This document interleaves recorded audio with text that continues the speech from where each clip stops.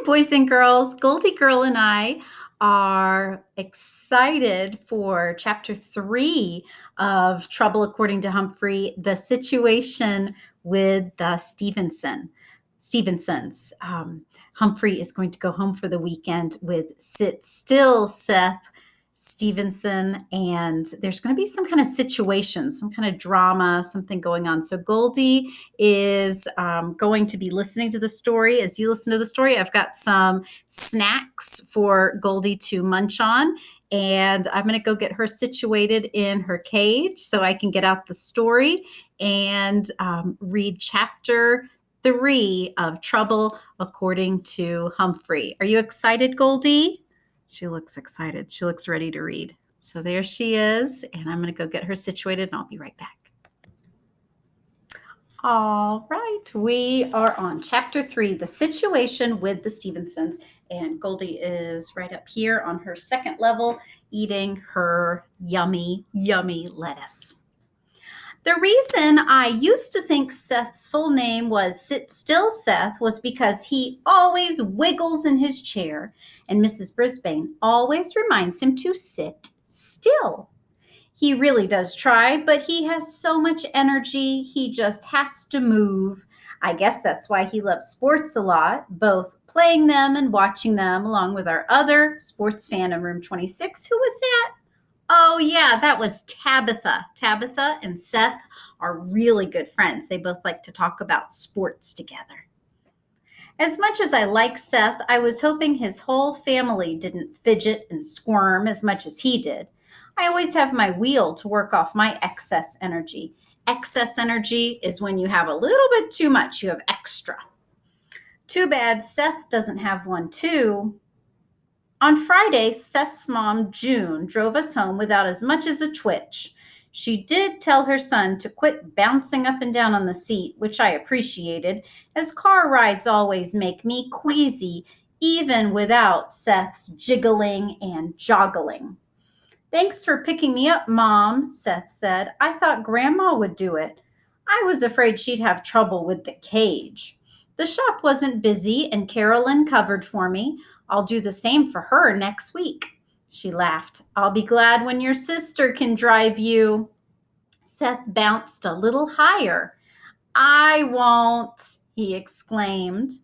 Once we were home, and I was placed in the den on a big table, I saw the other members of Seth's family. His sister was a teenager named Lucinda, and Grandma was an older lady who I later figured out was June's mom. Want to meet Humphrey? Seth asked his sister. She turned up her nose. Hamsters are for children, she said, and walked away. I'm going to write in my journal now, so please don't disturb me. Don't worry, I won't, I squeaked at her. Hamsters are for children. Try telling that to Principal Morales or Aldo or even Mrs. Brisbane. The older woman slowly approached the cage and leaned over to get a closer look at me, but not too close. Don't worry, Grandma, he won't hurt you, said Seth. Is it clean? She asked. Probably cleaner than I am, Seth joked. Grandma didn't crack a smile. I'm afraid that might be all too true, she said. She backed away from my cage and left the room. You'd better give him some fresh water, Seth's mom suggested, and some food. At least Seth's mom didn't call me an it, which I always appreciate. Once I was settled in, Seth started playing video games. He didn't merely sit and play. He bounced and bobbed. He shook and shimmied. He rattled and rocked. I was feeling kind of woozy, so I crawled into my sleeping hut for a nice doze. I woke up when Seth's mom announced that dinner was ready. Luckily, the den had a big, wide opening right into the kitchen, which is where the family sat down to eat. Dinners at my classmates' houses are always fun, too. There are yummy smells and interesting things to hear, all about one person's day at work and another person's day at school. Some people were loud while they ate, like Lower Your Voice AJ and his family. Some people were quiet, like Tabitha and her foster mom. Seth's family didn't talk much, but when they did, it was always about one subject. Seth. Can you sit still? Asked Lucinda in a superior tone of voice. I didn't care for it. Remember, she's a teenage sister. She's much older and much more mature. I am sitting still, said Seth. You are not. You bumped the table. See, my water spilled, his sister replied. Do try and be calm, honey, Seth's mom said. In my day, Grandma began, then started over in a much more dramatic voice. In my day, boys and girls had to sit still at the table without saying a word. That was what we called manners. Are you listening? Yes, ma'am, said Seth, sounding quite miserable. Everything was quiet for a while except for the clinking and clanking of knives and forks. I don't know why humans need those when they have a perfectly good set of paws like I do. Then Lucinda exclaimed, He's doing it again. What? Said Seth. You know, shaking your legs. Sorry, Cindy, he said. My name is Lucinda, she answered icily. You used to like to be called Cindy. Well, I don't now. Seth and his family were silent for a while until Lucinda clanked her fork loudly and said, Oh, really?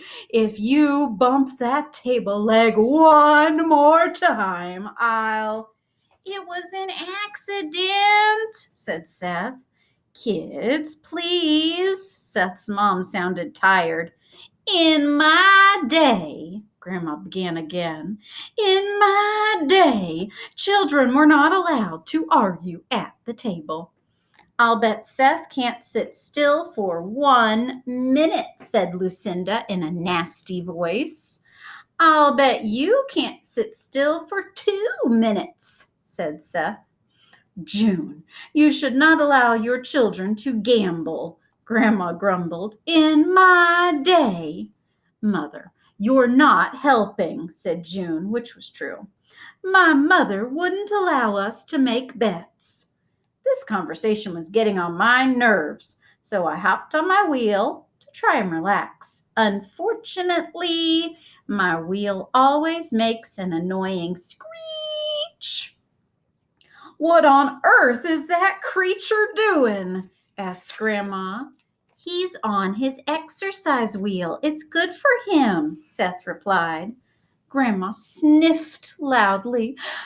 I guess nobody around here can sit still except me. Well, I certainly can, Lucinda objected. That means she disagreed if she objected. You move as much as anybody, said Seth. Look, you just blinked. Blinking doesn't count. Banging the table like you do, that counts. Somebody, maybe Lucinda, banged a hand on the table. I could tell because the dishes rattled. Somebody else, I'm guessing it was Seth, banged a hand on the table too. That's enough. Seth's mom sounded as if she was about to explode. Night after night, all you do is bicker about who's sitting still and who's not and who's right and who's wrong. Well, I've had it. We're going to leave the table and go into the den and settle this once and for all. For goodness sakes, and let my dinner get cold, Grandma asked in a sad little voice. It's a salad. It's supposed to be cold, said June. I'd heard irritated moms before, but she sounded as if she'd really had it. She marched into the den, and surprisingly, Lucinda, Seth, and Grandma followed. Now, just sit down on the couch, she said firmly. In my day, children, even adult children, didn't address their parents in that tone of voice, said Grandma. You don't have to be in this contest, Mother. You can go and finish your salad. This is between Seth and Lucinda. Grandma slowly moved back toward the kitchen, then hesitated. What contest? The sitting still contest to see who can sit still the longest without moving. What does the winner get? Asked Lucinda. June thought for a few seconds. A pair of tickets for the winner and a friend to the movies tomorrow. I'll also provide popcorn money and transportation. Ooh, I could take my friend Adele, said Grandma. I'm in. She planted herself on the couch right between Lucinda and Seth. Can we take anyone we want? Asked Lucinda. You may take anyone who is old enough to go to the movies and behave. Boy, Seth's mom really meant business. I'd been so caught up in this whole fascinating discussion, I didn't realize I was spinning on my wheel. June twirled around and pointed an accusing finger at me. You have to sit still too, Humphrey. I stopped cold and tumbled off my wheel. There's a trick to getting off a spinning object, which I temporarily forgot. Is Humphrey in the contest? Asked Seth. I guess he can't go to the movies, but if Humphrey stays still longer than anyone, he gets a nice big chunk of whatever he likes. Apples! I squeaked. Seth looked thoughtful. He likes fruit, he said. Smart guy. June sounded a little bit calmer. Let's all relax for a minute and take a few deep breaths. Mom, can we move Humphrey's cage closer? I'm going to concentrate on him. As long as I stare at him, I think I can do it, said Seth. Any objections? Asked June. I don't care as long as I don't have to touch it, said Lucinda. Besides, hamsters never stop moving. Look at it. I realized she was right. We hamsters do tend to be as jumpy as Seth, even if we're standing still. Our whiskers are wiggling and our noses are twitching. However, if my keeping still could help Seth, well, he was a classmate, and in room 26, we stick together. Seth's mom pushed my table closer to the couch and checked her watch. I have a second hand on my watch. In 30 seconds, I'll say freeze. At that point, you must stop all movement. You'll be eliminated as soon as you move. Who gets to be the judge? Asked Grandma. I do, said June in a voice that no one would want to argue with. No one did, least of all me. Can we blink? Asked Lucinda. Yes, you can blink and you can breathe. That's it. June's watch was very quiet, but I could almost feel it tick, tick, ticking away the seconds, the way the clock in room 26 does when everyone goes home and it's awfully quiet.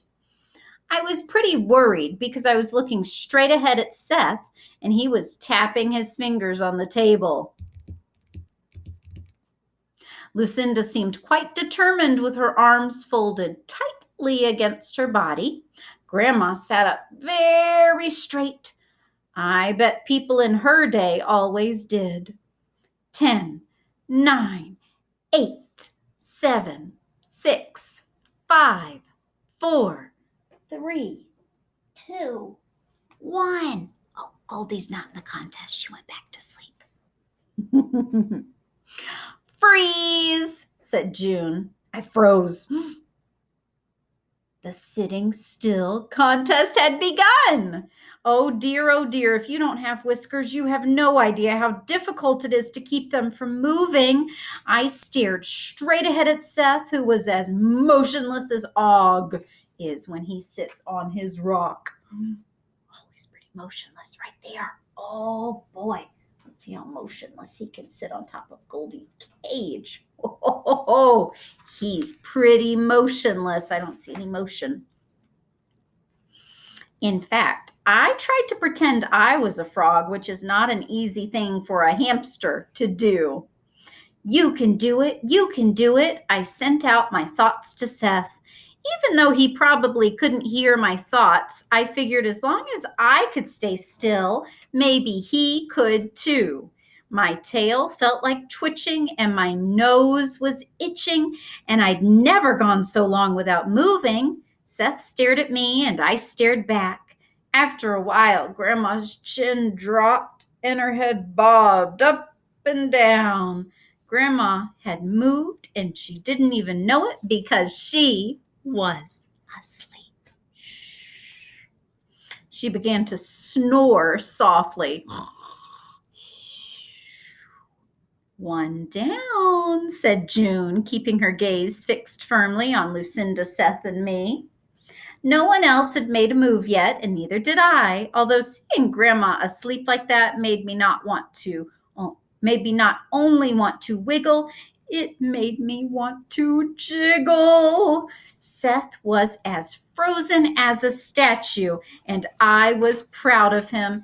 However, Lucinda looked like she was made of solid steel. Tick, tick, tick. That imaginary clock sounded loud in my brain. Amazingly, Seth still hadn't moved a muscle.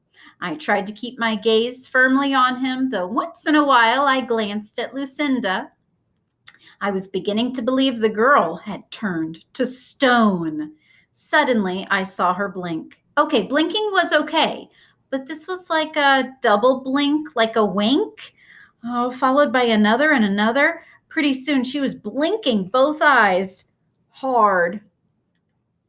Can you blink both eyes hard like that? Aha, I thought. She's trying to throw me off because she thinks that if she throws me off, I'll throw Seth off, which would be a shame because even if Seth lost, he had already sat still longer than ever before. Then it happened. Lucinda's head twitched and the blinking got even faster until she jumped up off the couch, holding her eye with one hand. My contacts! I've got something in my eye, she wailed and raced out of the room. Two down, said June, sounding less edgy than before. I guess you're the winner, Seth. Even then, Seth didn't blink an eye. He stared straight at me. At me. Now I got it. Seth was determined to stay still longer than I did. I wanted to squeak with joy because Seth had done so well. But there was this matter of this little itch right next to my nose. It was a little itch that grew into a bigger, more irritating itch that grew into an unbearable tickling itch. At last, I reached up to scratch it. 3 down, said June. Seth, you are the winner. Seth leaped up from the couch and jumped up and down, making V's with his fingers. I won. Tell Lucinda I won. Grandma's head jerked up as she awoke with a start. Was it? She asked groggily. Did I win? No, Mother, you moved first when you fell asleep. Perfectly ridiculous. I was just resting my eyes. Seth won. June gave her son a hug. Now we know you can control yourself if you put your mind to it. I guess, said Seth. He looked worried. I bet he was wondering if he was going to have to sit still like a statue forever. Not all the time, of course, said June. I do believe parents can sometimes read their children's minds, just when you need to, like during a test. Seth sighed. I'll try harder, I promise, Mom. Can I call Tabitha and ask if she can come see that football movie tomorrow? Asked Seth. I'll call her mother after dinner, said June. Lucinda wandered in, rubbing her eye. Ooh, I'm so mad at these contact lenses. I don't suppose we can have a rematch. Anytime you want, said Seth confidently. I'll have a rematch, said Grandma. No rematches, June stated firmly. Now, what do you say we order some pizza to go with that salad? They didn't have pizza in your day, Grandma, did they? Lucinda asked. Pizza? In my day, we invented pizza. Pepperoni and onions for me, hold the peppers. I was glad they weren't arguing anymore, but I hoped I wouldn't have to hold the peppers. They're way too spicy for me. The next day, as promised, June took Seth and Tabitha to see the football movie at the mall, a place I've never been, and took Lucinda shopping. Grandma stayed home. That made me a teensy bit nervous because I had a feeling that in her day, people didn't have hamsters. Or if they did something worse with them than put them in a cage. For a while, she ignored me and watched a couple of programs on television where grown-ups sat around and argued with each other. Phew! I'm glad Mrs. Brisbane doesn't let the kids in room 26 argue all the time. I guess even Grandma got tired of those shows because she turned the TV off and came over to my cage. Let's get a good look at you, young man. She pulled her glasses out of her pocket and leaned in to examine me. Well, you're just a little bit of a fellow, aren't you? Not good for much, I guess. Me? Humphrey the hamster not good for much? I decided to show Grandma a thing or two. I scurried up my ladder, leaped onto a tree branch, and hung there from one paw. It was a trick that had never failed to please humans. So far, Grandma wasn't anything like the other humans I'd met. I swung myself up to my bridge ladder, dashed across it, and dove onto my wheel. Whoa, whoa, whoa! I almost lost my balance, but I managed to get the wheel going without falling over. Why, aren't you Mr. Show-Off? Said Grandma. Quite the daredevil. Then she did something surprising. She chuckled. Since I was on a roll, I hopped off my wheel, grabbed onto my ladder, and hung on with both paws swinging my body back and forth. Reminds me of a song we sang as kids. Amazingly, Grandma began to sing. He floats through the air with the greatest of ease, the daring young man on his flying trapeze. His actions are da-da-da-da-da-da-dee, and he, in my heart, he has stolen away.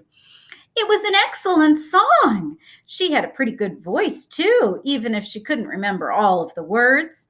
I liked being the daring young hamster on the flying trapeze. I'd almost forgotten that old song. I'll tell you, Humphrey. That's your name, isn't it? Of course, I squeaked. My name is Dot Larrabee. Humphrey, when I was young, we used to sing all the time. Now kids just listen to music. In my day, we made our own. I dropped down from my trapeze and listened. And for fun, we'd go to the roller rink. Dot's eyes lit up as she talked. There used to be a roller skating rink where the mall is now. Next door was an amusement park with a Ferris wheel and a merry-go-round. You could go on a couple of rides, maybe have some cotton candy or a snow cone. Once I saw a dancing bear there. A man would play the accordion and the bear would really dance. Now all there is to do is spend money on clothes. Who cares about clothes? I don't. I was squeaking the truth. I was perfectly happy with my fur coat. I've seen a lot of changes in my day, said Dot, but nobody wants to hear about my life. I do, I squeaked, and I meant it. She smiled again. You're a chipper fellow. I like you, kiddo. I really do. And I really liked Dot. We lived in a yellow house with white trim down on Alder Street. It was a small house with a nice big yard with trees to climb and places to play hide and seek. It was near the Dairy Maid, only back then it was a little corner store. Alder Street, Dairy Maid, that's right where I came from, next door to Petorama. They tore all that down, that block of pretty houses, put in a pet store and a music store or something, right where I used to play when I was a little girl. Oh, they tore down her house to build Pedorama? I was learning a lot because I'd imagined Pedorama had always been there at the corner of Fifth and Alder. My mind was a million miles away when I heard a door slam, followed by the stomping and clomping of feet. Mother, June called out. I'm in here with Humphrey, said Dot. June, Seth, and Lucinda came into the den all bundled up in coats, hats, and scarves. You were probably smart to stay home, said June. It started to sleet. I wasn't exactly sure what sleet was, but it sounded cold, cold, cold. Of course it has, said Dot. Anybody with a lick of sense would expect it. Today's March 1st. And you know what they always say. March comes in like a lion and goes out like a lamb. Hardly ever fails. Why?